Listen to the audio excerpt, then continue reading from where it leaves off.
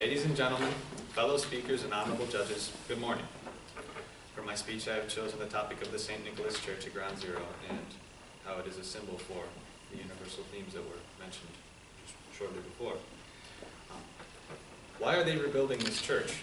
Is it better to rebuild the site of the attacks than to leave the ruins as a monument themselves?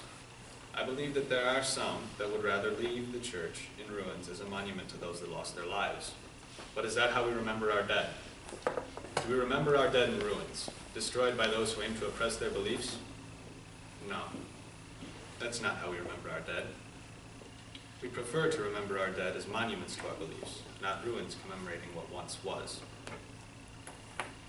The St. Nicholas Church at Ground Zero was very small in size and awkwardly located, but that did not concern its parishioners.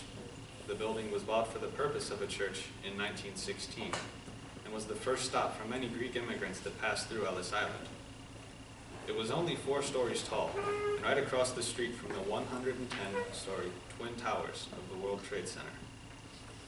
This is a comparable analogy to the 4% of this world's population that shares our Christian Orthodox faith.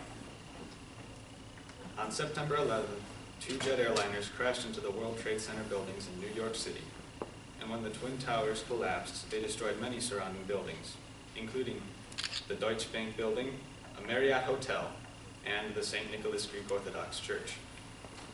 Since then, it was announced that the church would be rebuilt, and ground was broken on October 18th, 2014.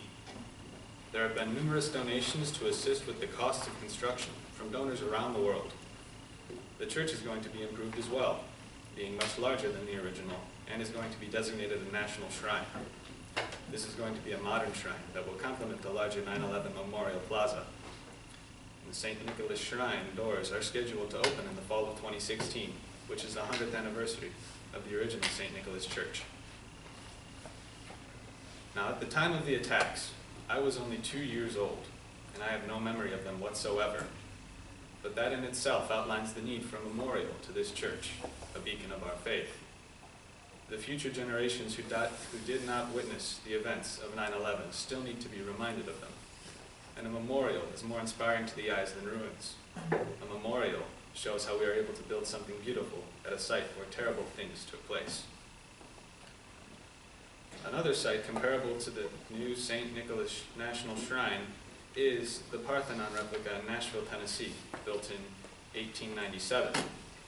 The original Parthenon was destroyed in the 15th century by an attack on Athens, the same way St. Nicholas Church was destroyed by an attack on the people of the United States.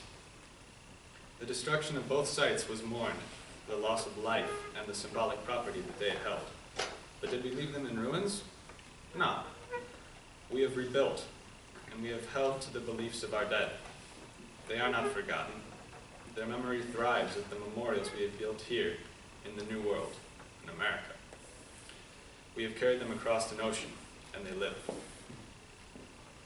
So, I ask you again, is it better to rebuild the site of the attacks than to leave the ruins as a monument themselves?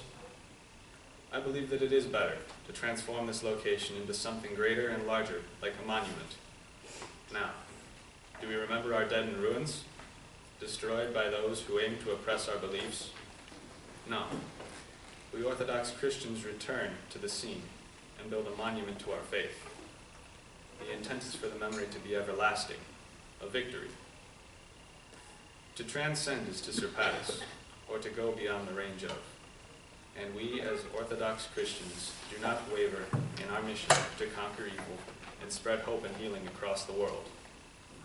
Like the man who built his house upon the rock, we prevail through the storm.